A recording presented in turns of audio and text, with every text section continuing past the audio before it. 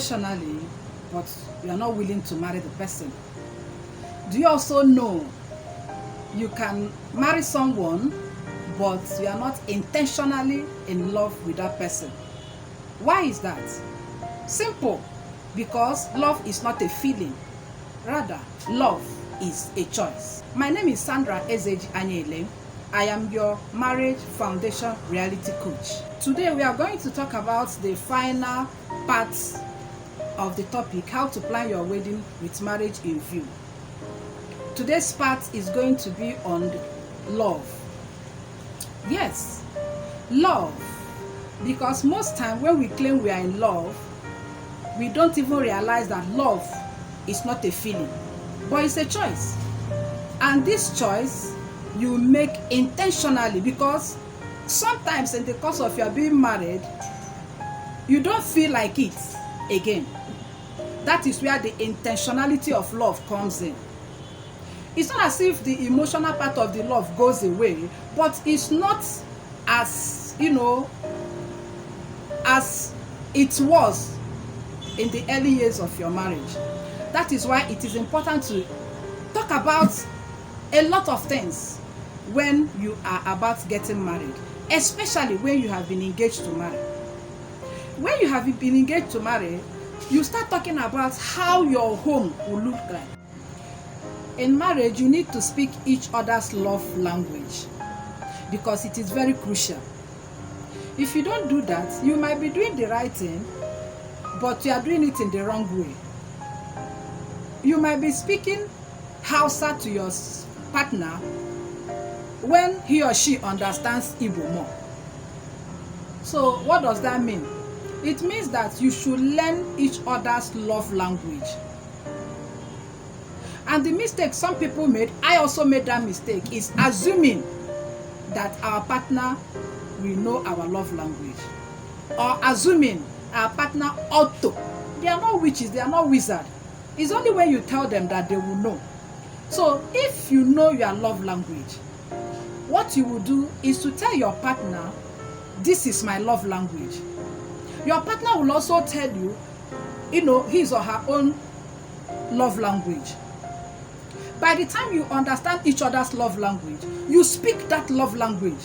You speak exactly that love language so that you will be feeding each other's love tank. Let me give an example. If, for instance, I like my spouse or my partner helping me when I'm in the kitchen, but my partner, whenever he's coming back from work, he goes all out to buy me things. When he comes home, he gives it to me. I'll collect it too.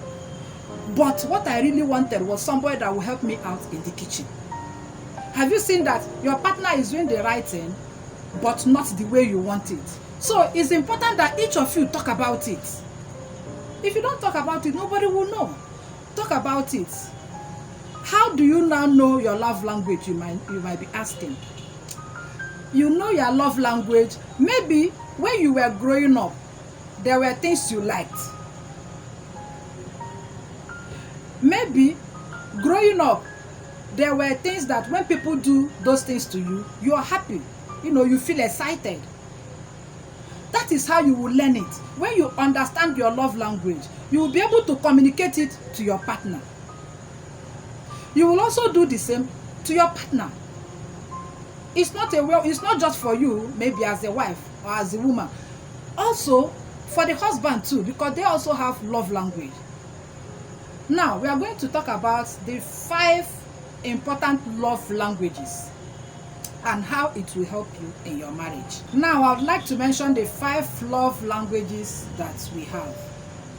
I got to know about these 5 love languages from the book I read, written by Dr. Gary Chapman. And after I read that book, I told myself that I'm going to share it. Yes, I'm going to share it because up until now, a lot of people still don't know what love languages are. Here are the 5 love languages that we have. 1, acts of service. 2, words of affirmation. 3, physical touch. 4, gift giving. 5, quality time. They are 5 in number. These 5, one person can have 2. One person can have 3. Then you might be wondering, if my partner has more than one love language, what do I do? It's like being bilingual. It's like learning more than one language. That's just the thing. That's just the thing. So let me take them one after the other. Let's start with the first one. Acts of service. What does acts of service mean? Acts of service means, simply put, helping out. We are not saying you should kill yourself in a bid to help your partner. No. Helping out means, I might be in the kitchen. Even if you don't help out to do anything, you can help me in doing the dishes. You can chat me up. We can just be gisting in the kitchen. You can help me to arrange the dishes. You can help me to pick, even if it's a knife. Yes, you can help me in cleaning up. You can help me in doing, little chores that some people feel is a woman's duty. If you buy me gift, but my love language is act of service, you are not filling my love tank, I'll still not be happy. Even though I will appreciate that, but what I really want, what I really love so much is that act of service. So that's about acts of service. Then let us go to words of affirmation. Words of affirmation. It just means encouraging somebody, encouraging your spouse, encouraging your partner, supporting your partner, cheering your partner up. You can do it. If your partner wants to do something, you encourage your partner, say, go ahead, you can do it, I support you. It's just validating, yes, you can do it, I trust you, you can do it, you have all it takes to do it. Encouraging your partner, that's just what it means. When your partner does something good, applaud the partner. Tell the partner, hooray, you did well. That is words of affirmation. That is someone's love language. Then let us go to receiving gifts. Some people like receiving gifts. Nobody is saying you should break the bank in order to fulfill your partner's love language. You should not break the bank. Little things that matter. It is not about what is given. It's about the spirit with which it was given. I remember those days when I was courting my husband. He doesn't really give me much, but whatever he gives me, if I say, this small thing, he will not tell me. It is not about what is given. It is about the spirit with which it was given. And that's just the truth. And it made a whole lot of sense. It's not what you give. It's about the spirit with which it is. And it has to be regular. It's not you give maybe this year. Another time you will give her gift or give him gift is next 2 years. No, that is not it. It should be regular. You make conscious effort to fill that love tank. It's very important. You feel it because these are the things that will keep you going. Yes. These are the things that will keep you going. Then, another love language we'll talk about is physical touch. Some people don't know how to do this. We did not say maybe when you are walking on the road, you will be jumping on top of yourselves. No. It can just be mere holding of hands. When you are going out in the morning, just say, peck a kiss. It will go a long way. Yes. Little things. You can even touch the person's ear. Physical touch. Simple things that matter. If it is your partner's love language, you have to do it. Because that is what makes that person happy. You do it. It's very important. You do it. And when you do it, as if you have, giving the person millions of dollars, that's because you are just feeling that need at that particular time. The person is always very, very happy. The next one is quality time. Sometimes people don't understand what quality time means. Quality time is not that both of you will sit down in the room, just lie down, each one with his or her own phone. Or you are in the sitting room, just sit down, not talking to each other. That's not quality time. Quality time means just two of you. You can even turn off the phone. Yes, it's me time, just two of you. You people can talk maybe for 1 hour, for 30 minutes, for 45 minutes, for 10 minutes, but let the talk be meaningful talk. You can talk about anything. You can talk about anything. The me time, both of you can even stroll. It's still the same quality time. One of you can even stroll. Or you're still just stroll. You talk, just two of you. Nobody, it's not the time you say, let us go. No, two of you, just two of you. Go out, geez, talk about so many things. You can even talk about when you were dating. You can even talk about when you know, so many things. That's quality time. Quality time is not a time that, yes, both of you are in the room. Two of you, nobody is there, but you are not talking to each other. You are just holding phone. Or you are surfing the net. That's not quality time. Quality time means, as the name implies, quality time spent on each other, discussing heart to heart, saying things that matter, important things to you, gisting generally. When you speak a different love language, it affects the way each partner feels. So learn your partner's love language. How do you learn it? You will not see your partner and say, this is your love language. No, you will not do that. Each partner should be able to discuss his or her love language. And you start learning the love language. Marriage is implementation. Whatever you have discussed while you were still dating, while you were engaged, implement it when you are married. It goes a long way. It goes a long way in helping both parties. Sometimes, when you are newly married, you might decide to have a help. Maybe as a housekeeper. But do you know that if you are still studying yourself in order to understand each other's love language, that helper, especially living helper, can be a hindrance, because it's not just two of you now. There's another person. There's another person you are living with. It might not really help you to understand each other.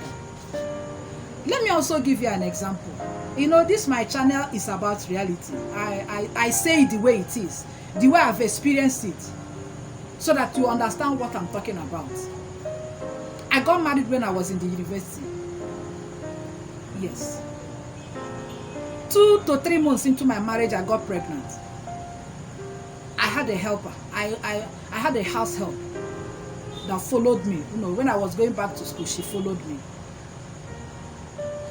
If I knew what I knew now then, I would not try it. Because she is with us. Because from school, we go home.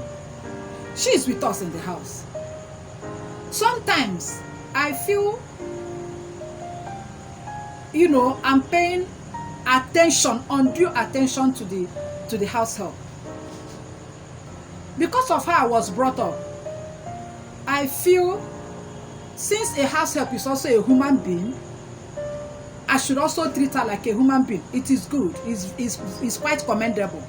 But I didn't know that I was even spending more time with the house help, because I'm always trying to please the house help. This is somebody that just, you know, somebody that's just newly married. I'm not supposed to do that. But I was doing that because I felt if I don't treat her well, people will say I'm not treating my house help well. Have you seen what I mean? That is why I said, during the time you are learning each other, that new phase, you don't need anybody. You don't need anybody. It should be two of you. Understand each other. By the time you understand each other, even if somebody comes into your home, since you've already understood each other, whatever you see, whatever happens during the course of the person staying with you, you know how to handle it because you already understood each other. At a point in my marriage, if I look at my husband steadily, there's a way I will look at him. He understands what I want to say. Yes. I was the one, because my own, I was particular about making my marriage work. So I went all out. Anything that I know that I needed to do in order to make it work, I did that. So love language is something that both of you should learn. You don't say, because I am the wife here, because I am the woman here, it's only your husband that should understand you. It's only your husband that will be feeling that your need, that your love language, that your love tank. It's only your own that should be filled. No, you will also feel your husband's own. You will also feel your husband's own because he's also a human being. He also has love languages. Yes, you ask questions. If you might not necessarily understand this just by talking to each other. You can even ask him, what is your love language? It could be a discussion. What is your love language? So that you take note of that. And that's his love language. You try as much as possible to be fulfilling it. It will make him happy. It's like making each other happy. Keep doing it. You also see why it is not good to copy what others are doing. Because we are all different. If your friend's love language is act of service, and your own is receiving gift, you will not say because the husband of your friend used to do so and so, your own husband should do that. Meanwhile, it is not your love language. You are making a mistake. You are making a mistake, a gross one at that. So that's why it's better. Whatever works for you is what you should do.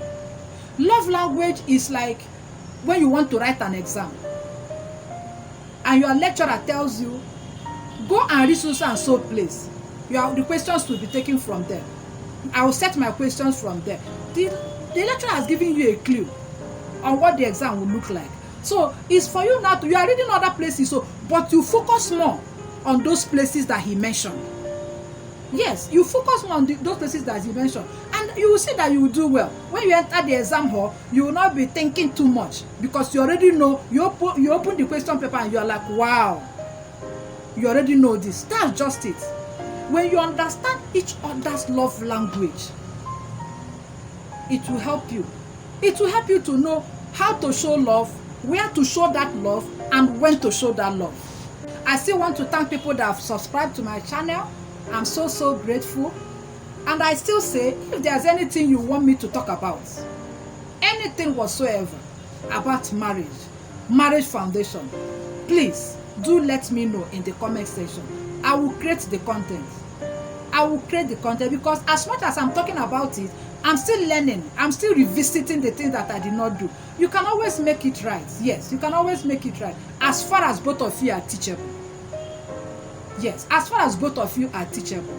If you are determined to make your marriage work, if you are determined to stay in your marriage, then your love language should also be taken into consideration, because it will teach you, to help you to know how to love and love well. It will teach you on how to please your partner when it comes to love. Do not speak another love language. Learn to speak your partner's love language, because it is very crucial.